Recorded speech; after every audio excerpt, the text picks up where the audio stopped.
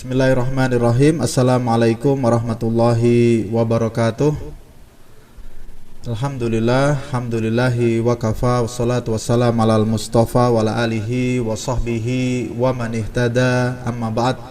Allahumma ahyina ala sunnatih wa amitna ala millatih wahsyurna fi zumratih ma'alladina an'amta alaihim minan nabiyyin was-siddiqin wa syuhada'i was salihin wa hasuna ulaika rafiqa.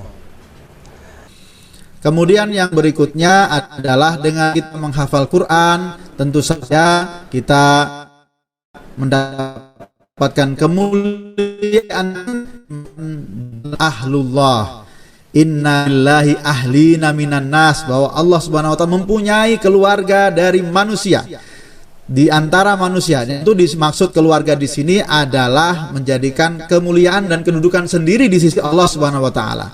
Sehingga ditanya, "Manhum ya Rasulullah?" Para sahabat bertanya, "Siapa mereka?" Ternyata dikatakan ahlul Quran.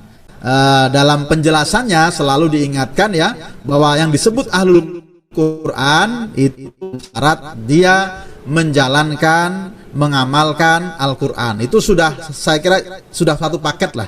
Kita tidak sedang memisah-misahkan ya. Walaupun memang dalam beberapa hadis itu selalu ada pemisahan. Misalnya Rasulullah SAW ya, mengingatkan kita, "Faqihun wahid asyaddu ala syaitan min alfi abid."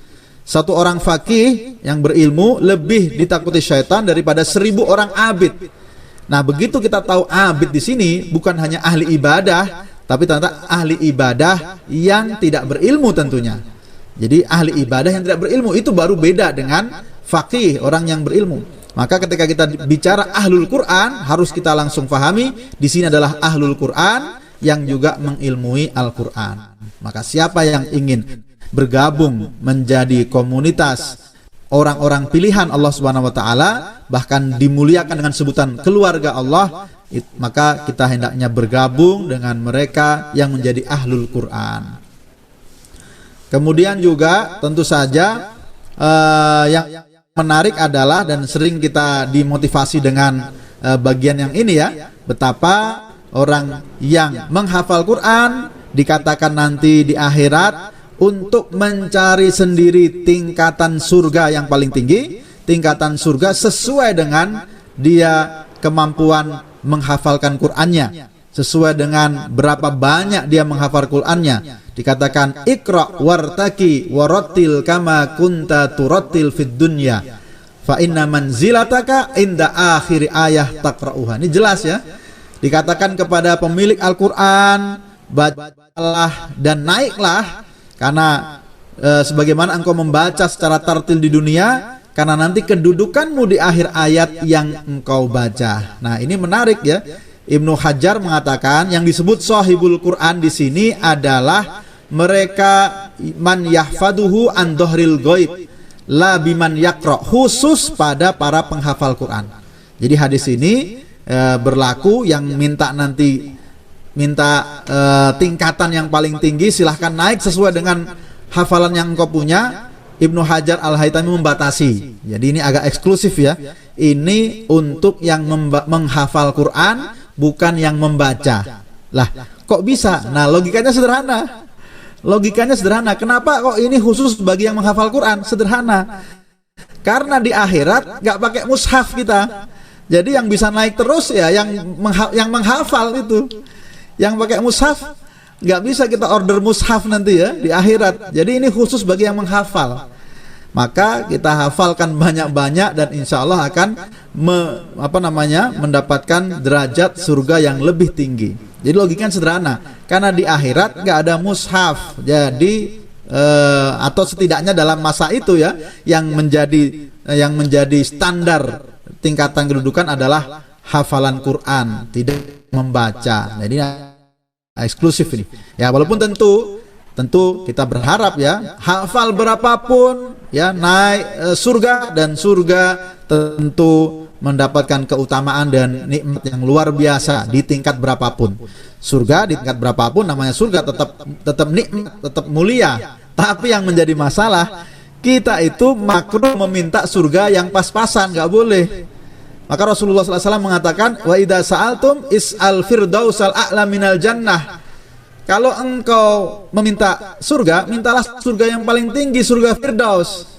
Jadi kalau kita ingin naik surga dengan hafalan kita, ya memang harus kita optimalkan. Tidak boleh kita dalam berdoa, bukan tidak boleh makruh ya.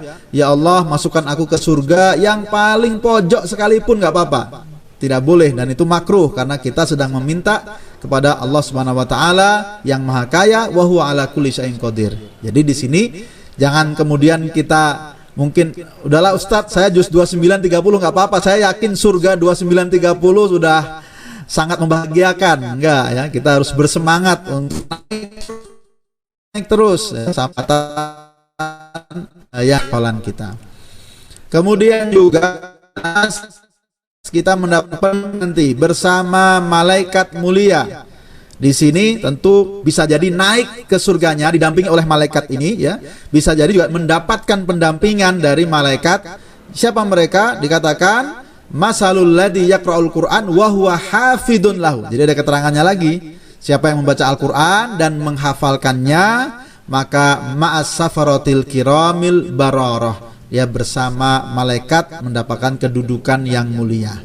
Jadi kita ini memang ya mencari kedudukan yang terbaik di akhirat nanti. Jangan kalah dengan Robi'ah bin Ka'ab al-Aslami, seorang pemuda yang sehari-hari sebenarnya pekerjaannya sederhana, yaitu menyiapkan air wudhu Rasulullah SAW. Tapi begitu ditanya mau apa, beliau meminta murafaqataka fil jannah. Ya Rasulullah, murafaqataka fil jannah, aku ingin bersamamu di surga. Satu level berarti. Padahal kalau namanya Nabi itu tentu kedudukannya, apalagi Rasulullah SAW kedudukannya tertinggi.